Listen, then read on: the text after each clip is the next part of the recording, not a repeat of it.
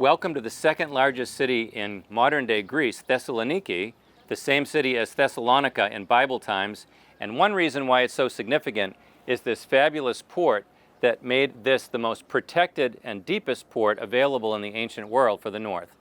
Thessalonica was the capital city of this region.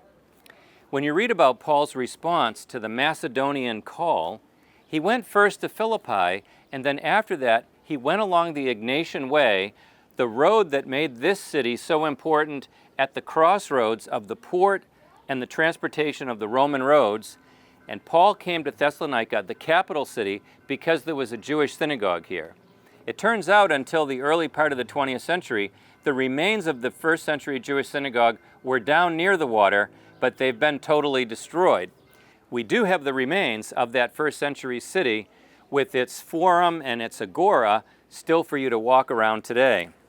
Now, Paul's choice was to go to the synagogue first, as was his custom, and he had some Jews that became responsive to the gospel, as well as a large number of God-fearing Greeks who were always a part of the synagogue life, and not a few prominent women. But as is typical for Paul in his journeys, and this is his second journey, there will be some Jewish leaders who believe that Paul is a threat to Orthodox Judaism. And what they do is they stir up controversy around Paul to try to bring public opposition. And they do this in the name of loyalty to Rome. Thessalonica was a city that was a significant Roman colony, and it had a lot of Roman influence, and many people were citizens, and so the charge was that they're defying Caesar's decrees, saying that there is another king called Jesus. But Paul, who was now traveling with Silas and Timothy, was taken into the home of Jason, who befriended them and protected them. Jason put himself at risk in this city of Thessalonica because he believed the message. And it turns out that as Paul needs to leave the city secretly, he will escape and go to Berea, where the Bible tells us that they were more noble. They took his words seriously and studied the scripture to see if what he said was true. Meanwhile, Silas and Timothy are able to minister here while Paul will head down to Athens. After Athens, Paul will go to Corinth on this trip, and he'll write 2 letters to the church in Thessalonica.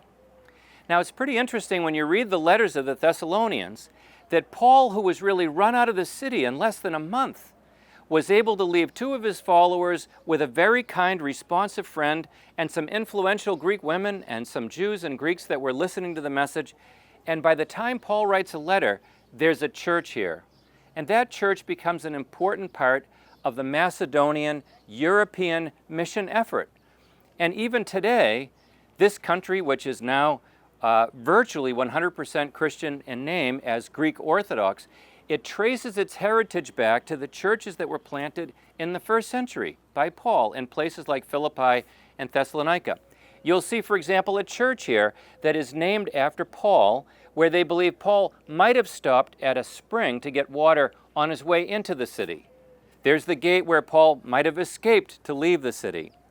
These are the kind of elements that are part of the tradition that can't be verified, but they're a helpful reminder that space matters, history matters, and that the traditions about these are taken so seriously that people think geographically, where might Paul have gone?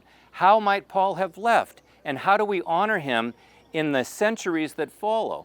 And although you may not find yourself going to these churches to venerate the apostles, you may find these to be very helpful places to remind you of how seriously historical the gospel was as it took root in Europe in this way.